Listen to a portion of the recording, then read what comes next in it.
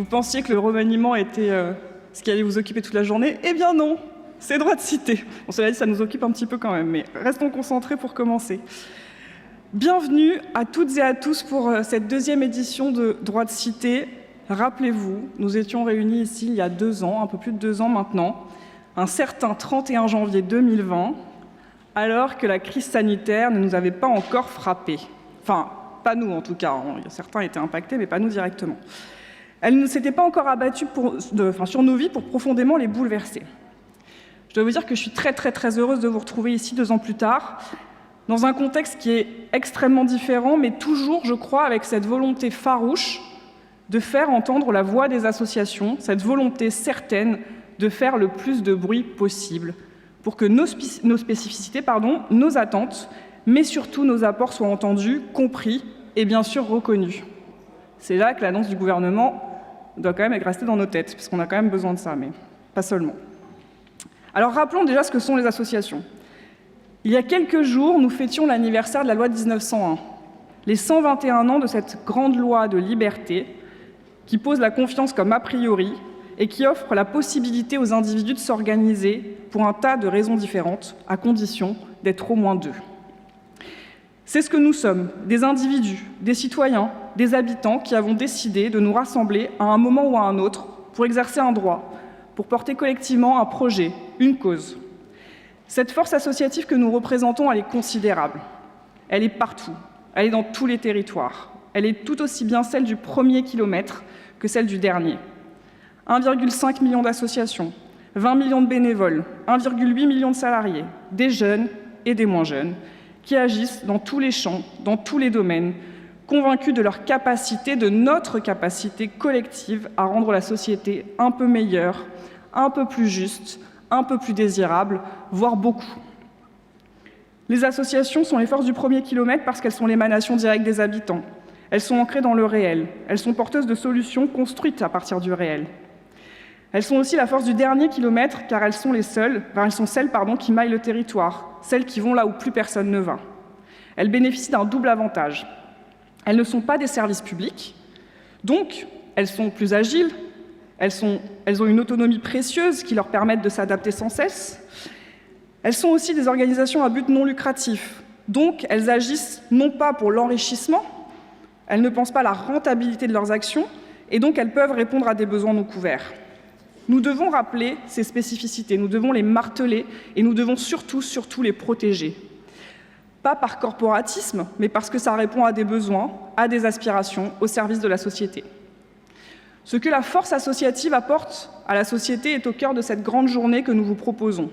Ce qu'elle apporte à la société, bien sûr, ce qu'elle apporte à l'individu aussi, au citoyen qui choisit de s'organiser en collectif pour changer le monde.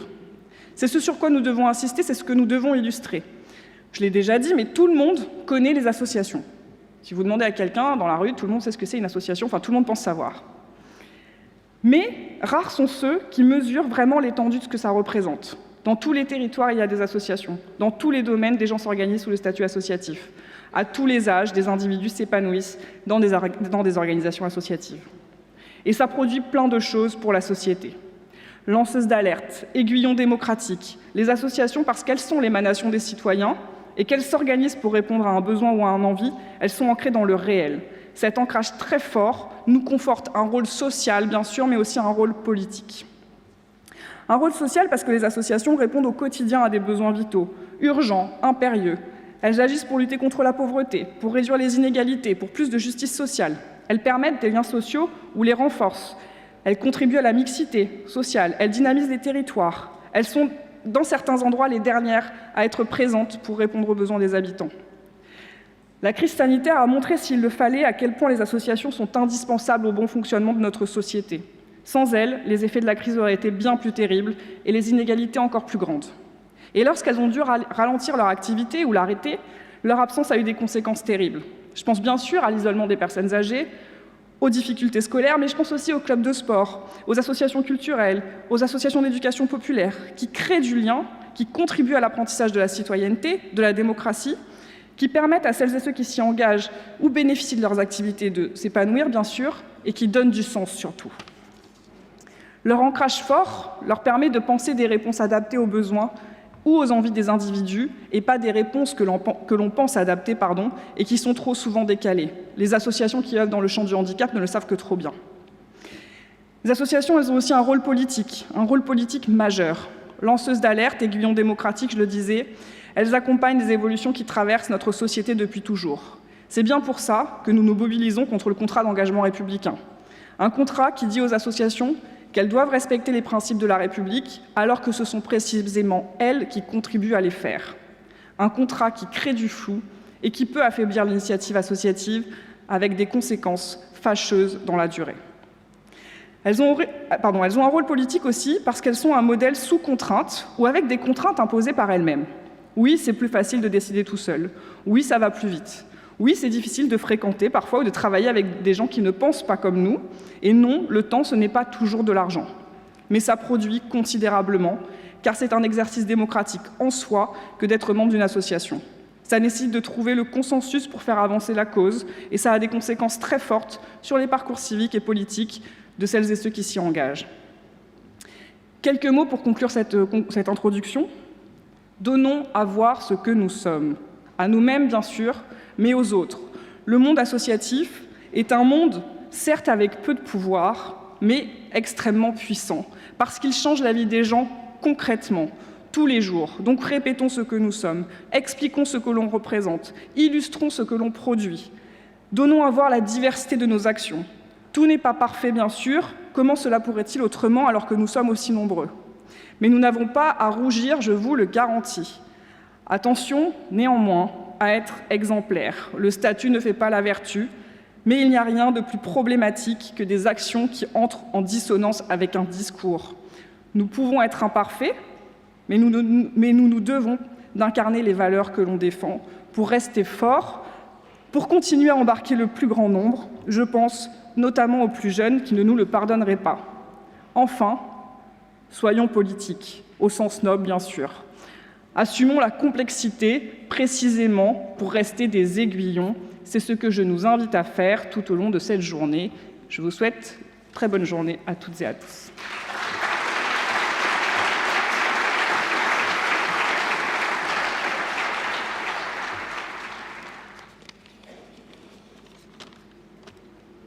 Merci, Madame la Présidente, pour ces mots. Je vais me situer, ça ne t'étonnera pas, dans la continuité.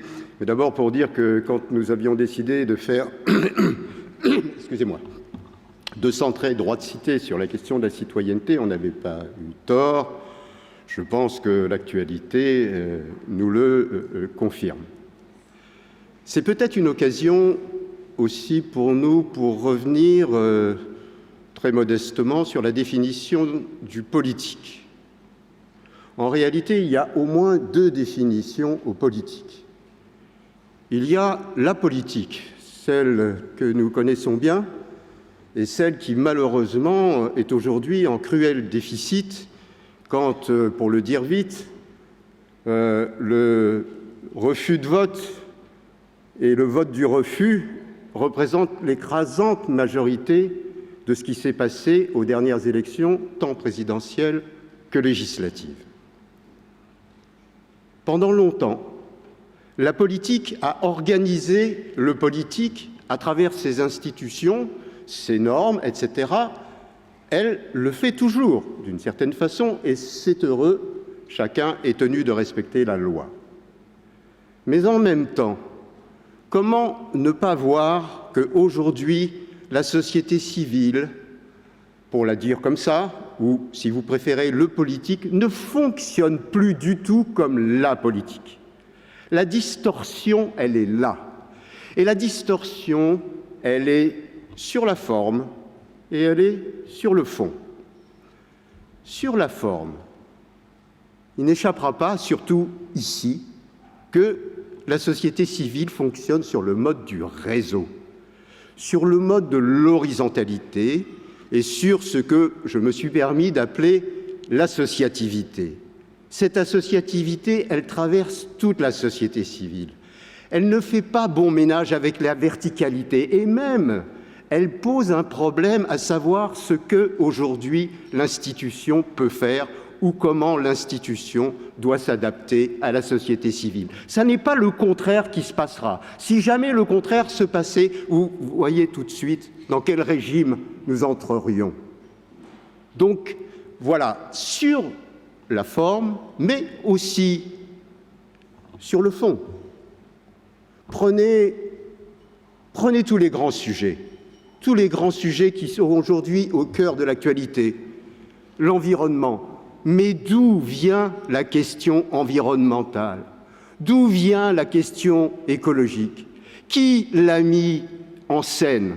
Qui continue tous les jours à œuvrer pour cette écologie? Le lien social, bien entendu.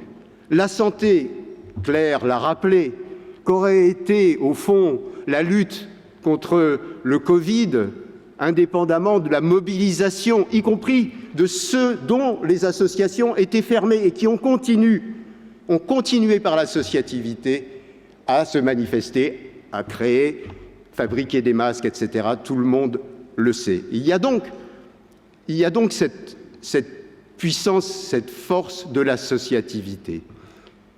Quand vous mettez tout bout à bout, alors je vais énumérer rapidement car le temps m'est compté, quand vous mettez bout à bout l'économie associative, l'économie domestique, ce que nous appelons aujourd'hui l'économie contributive, d'autres appellent ça le care, nous appelions ça le care, l'économie sociale et solidaire, quand vous faites le total, nous sommes bien au-delà du PIB. Et donc, ce qu'il y a d'extraordinaire quand même dans notre société, c'est que ce qui n'est pas mesuré et qui n'est peut-être pas si facilement mesurable, reconnaissons-le, nous ne voulons pas toujours mesurer cette bonne volonté et cet engagement. Mais nous savons que c'est plus important que ce que l'économie mesure. Et mieux que ça encore, mieux que ça, je veux dire ici que ce qui fait la performance et ce qui fait la puissance de l'économie, c'est précisément tout ce qui l'entoure et tout ce qui lui permet d'être performante dans les compétences, dans l'engagement, dans l'envie, dans le sens. Là est effectivement la preuve d'une associativité, d'ailleurs, que les entreprises commencent à exploiter et parfois nous disent « on est aussi association que vous et si on veut que ça marche, il faut qu'on fasse association ». Cette associativité serait-elle pour tout le monde? Je le crois, mes amis. Je crois qu'elle est pour tout le monde. Et je crois qu'elle traverse toute la société. Mais je dois dire que certains ont les moyens, la possibilité, notamment tous ici, de la réaliser, d'en faire quelque chose, de lui donner du sens, de passer finalement à une attitude de l'individualité et de la relation à quelque chose qui va vers quelque chose de plus important, de plus civique, vers ce qu'on appelle parfois l'engagement, même si je trouve que le terme est parfois un peu trop engageant, un peu lourd parfois, mais en tout cas qui trouve les moyens d'exprimer cette associativité pour les autres. Et c'est là le problème. Pour les autres, j'appellerais ça des refoulés de l'associativité. Les refoulés de l'associativité, ceux qui n'ont pas ou qui ne trouvent pas les modes d'expression qui sont ceux de l'individualité et de l'égalité. Comment, dans une société où les individus se considèrent de plus en plus comme des égaux et comme des individus, comment ne pas leur donner la possibilité de l'exprimer virtuellement et d'en faire un engagement pleinement civique? J'en viens à deux ou trois chemins, 2 ou 3 pistes très générales. Vous verrez, et le mouvement associatif a consigné ses revendications au moment des présidentielles et des législatives, et chacun pourra effectivement s'informer plus avant. Il y a, je pense, un devoir de généralité. Il n'y a pas de raison pour que l'association ne traverse pas toute la société et que chacun n'y participe pas. Certains pays le font. J'ai vécu longtemps en Scandinavie pour vous dire que l'association est une évidence pour tous, dès l'école, dès le collège. Et nous avons, au fond, des motifs d'encouragement. 80% des jeunes au collège demandent à participer à une association. Résultat récent de l'INJEP, 80%. Eh bien, ça doit être 100%. Ça doit être 100%. Quand on sait que l'engagement précoce est précisément ce qui permet l'engagement dans la vie, dans tout le parcours, ce que nous avons appelé au mouvement associatif un parcours civique, qu'est devenu le compte d'engagement bénévole. Qu'est devenu le compte d'engagement bénévole? Cette bonne idée qui était de faire un compte d'activité personnelle, c'est une bonne idée. Il en reste le compte formation. Nous devons absolument mettre en valeur cet apport tant social, économique que politique. Il nous faut évidemment passer de la civilité à la citoyenneté. La carte d'identité et la carte d'électeur ne font pas la citoyenneté. Ça se saurait, et on l'aurait vu. Rappelons-nous, la citoyenneté, c'est un engagement pour la production du bien commun. Ça, c'est la citoyenneté. C'est un engagement actif. Quand les révolutionnaires de 89 dévoilent le travail, alors personne ne pense que ça a un intérêt, le travail. Ça n'existe pas, le travail, au XVIIIe. Ils font du travail quelque chose, parce qu'on va faire l'égalité autour du travail. Bon, ils s'imaginent ça, en tout cas. On va tout d'un coup réaliser une société républicaine avec une œuvre commune. Et là, ils disent c'est la citoyenneté. On ne peut pas faire la démocratie directe, on fera le travail. Qu'est-ce qui reste de ça aujourd'hui? Où sont les lieux de citoyenneté? Qui peut dire aujourd'hui dans quel lieu il se sent libre, égal, fraternel? Bien sûr, pour nous. Bien sûr, pour nous. Mais tout le monde y aspire. Mais certains, encore une fois, je le répète, sont des refoulés. Donc le premier impératif, le premier chemin, c'est celui de la généralité. Dès le collège, dès l'école, c'est le parcours civique. Comme bien d'autres pays le font, et comme ils l'ont démontré, et comme ça marche. Et je rappelle, les militants tout au long de la vie, ce sont ceux qui commencent de manière précoce. La tradition familiale, bien entendu, le niveau socio-culturel, malheureusement, aussi y contribue. Mais l'engagement précoce, c'est la première des vertus, et nous devons aller vers cette généralité. Le deuxième chemin, ou la deuxième question, je ne me permettrai pas modestement de dire que c'est un chemin, c'est au mouvement associatif d'en décider, mais le deuxième chemin, me semble-t-il, est de rappeler que les associations appartiennent à la nation. À la nation. C'est-à-dire que, puisqu'on discute aujourd'hui de nouveaux principes constitutionnels, rappelons-nous que l'association fait partie du bloc de constitutionnalité, qu'il est un principe constitutionnel, et qu'à ce titre, tous les acteurs de la société, les entreprises, les pouvoirs publics, les individus doivent contribuer à la vie associative d'une manière ou d'une autre, à proportion des moyens. Je peux le dire dans l'autre sens, les associations n'ont pas à dépendre des aléas de la vie politique. Les associations doivent être assurées comme étant la base même de la citoyenneté et de la démocratie, d'avoir la possibilité de se développer et d'apporter tout ce qu'elles apportent à la nation. Enfin, je dirais que les associations ne demandent pas spécialement qu'on les organise.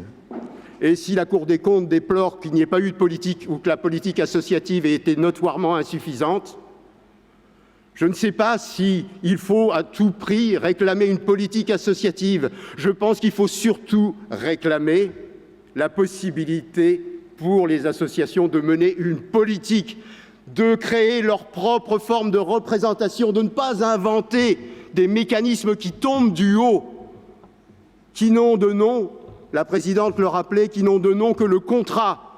Qu'est-ce que c'est que ce contrat républicain qui n'est pas discuté, qui n'a rien d'un contrat, qui est imposé du haut? contre la volonté de tous ces acteurs, qui n'est pas discutée, eh bien, écoutez, je pense que non, ça n'est pas un contrat, c'est l'association. Et d'ailleurs, au fond, je pense que, puisque le temps maintenant est écoulé, j'en terminerai par là. Souvenons-nous, au fond, que c'est l'association qui a créé la démocratie. Ce n'est pas la démocratie qui a créé l'association, c'est l'association qui a créé la démocratie. Et au fond, Rousseau, incontournable Rousseau, sur l'association, au fond, Rousseau l'a dit mieux que moi, surtout bien avant. Rousseau a dit s'il n'y avait pas l'association comme préalable, le contrat social serait un contrat de dupes. Je vous souhaite une bonne journée. Je vous remercie.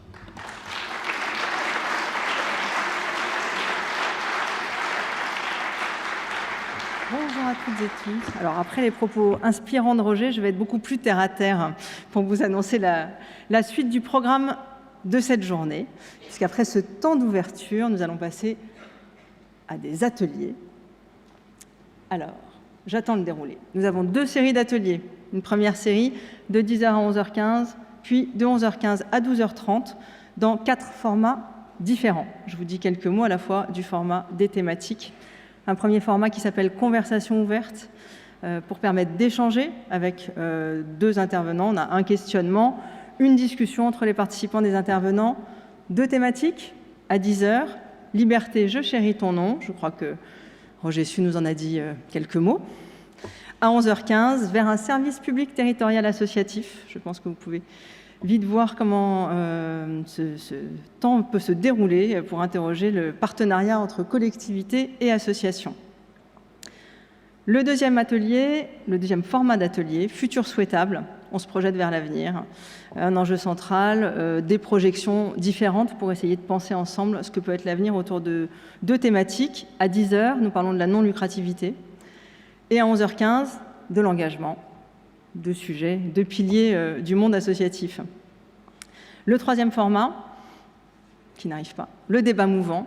Alors le débat mouvant, vous êtes en action, on partage un point de vue, une question, chacun réagit, on anime le débat. À 10h, prôner le droit à l'indifférence. Comment est-ce que l'association intègre toutes les différences dans une forme d'indifférence? À 11h15, vivre ensemble, lutter séparément. Les enjeux des démarches communautaires, comment les démarches communautaires peuvent aussi nourrir la cohésion sociale ou au contraire sont-elles un frein à la cohésion sociale? Des sujets d'actualité aujourd'hui. Le quatrième, brainstorming collectif. Là, on vous met au travail en petits groupes. À 10h, quand la sobriété éclaire l'horizon, un sujet autour de la transition écologique, évidemment. À 11h15, défions la flemme. Comment peut-on lutter contre le phénomène de sédentarité qui semble de plus en plus frapper notre société? Voilà, vous pouvez faire vos choix. Vous allez avoir des membres de l'équipe porteurs de petits panneaux avec l'intitulé de l'atelier, du format de l'atelier. Vous n'avez qu'à les suivre jusqu'à votre salle. Ils sont en train de se mettre en place dans la galerie qui est par là. Vous allez les voir assez facilement. Ils portent des grands panneaux. Un petit mot de ce qui va se passer cet après-midi et à midi. De 12h30 à 14h, évidemment, on peut se restaurer, mais vous avez aussi, ne les loupez pas, tout un temps d'animation dans le salon Honora, où vous avez des stands associatifs, des présentations de pratiques inspirantes. On vous invite à mêler le temps du déjeuner et le temps de partage autour des animations. Et on se retrouve à 14h pour un temps d'introduction. Je reviendrai sur les propositions du plaidoyer du mouvement associatif. Roger Su en a dit quelques mots, on ira un petit peu plus loin. Et puis 2 tables rondes, la première autour des enjeux démocratiques, la seconde autour des enjeux de transition écologique, ponctuée de 2 cartes blanches entre les tables rondes. Voilà, je vous invite donc à rejoindre les ateliers. Encore une fois, vous allez retrouver mes collègues avec leurs petits panneaux dans la galerie là-bas. À tout à l'heure.